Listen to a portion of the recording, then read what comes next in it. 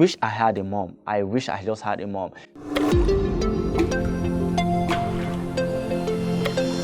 My grandma had seven children for different fathers, and my dad happens to be one of them.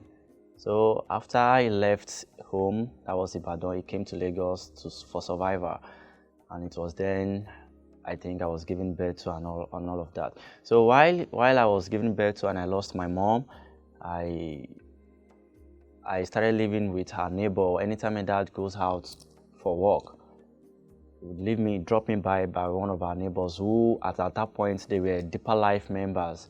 So anytime they goes to church, I go with them to church, I think, and that was how I got converted into as a Christian. Foursquare Gospel Church at that time. So I started living my life like that, and I started a primary school then, Stargate International Primary School. I was doing fine. During my primary school days, I was doing fine. But it all started when one day my dad, he was away at work, and he came back one evening. I had already had my shower before he got back home. And that time, I was still very young. I know nothing. So when he got back, the first thing he went to do was, I think, he was trying to go warm the soup so he could have his dinner. And he said, according to him, that 1 or 2 pieces of meat were missing. And I knew nothing about it. I was surprised. Then I was mercilessly dealt with, to the extent that he had to use hot iron on me. It was crazy. You see, I still have the mark here. So people saying that I couldn't go to school for about a month or there, but I don't know what to tell people for something I know nothing about. It was crazy.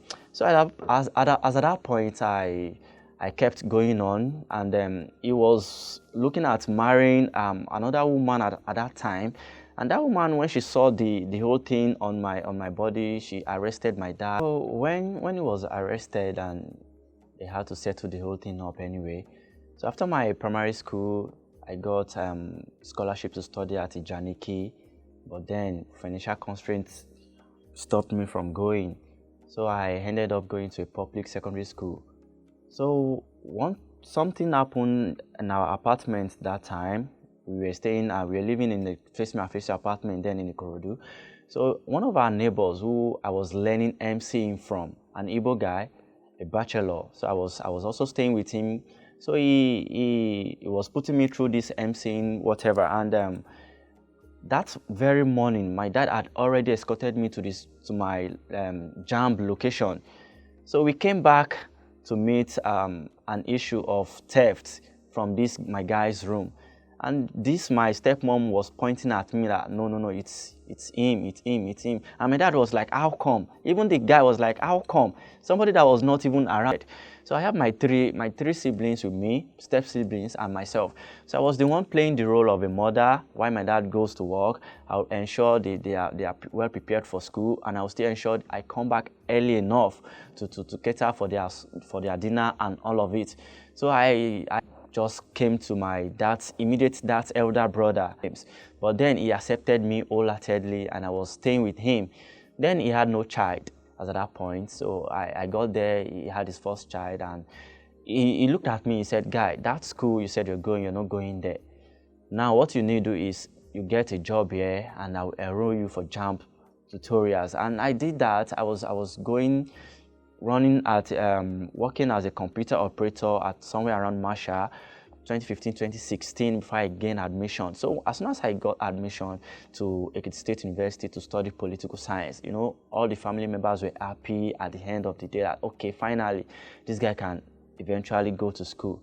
So, but within me, I felt, is there a need for me to go to school? But at the same time, I look at it is an opportunity for me. Looking at the influence my uncle had in the political world, I can also use this to step up. And he actually influenced me studying political science. So when I go to school after I paid my acceptance fee, I was meant to pay my tuition fees and all that. But I got to school and I started, feeling big. I squandered the money. So when I squandered the money, I parlayed with one of our faculty registrars. I parlayed with him to give me matric number, sorry. So he gave me a matric number that I was using. Within me, I knew I was not a registered student, but my colleagues felt, okay, this guy is. So that kept going like that. I was roaming the school as a normal student, but within me, I knew I was not.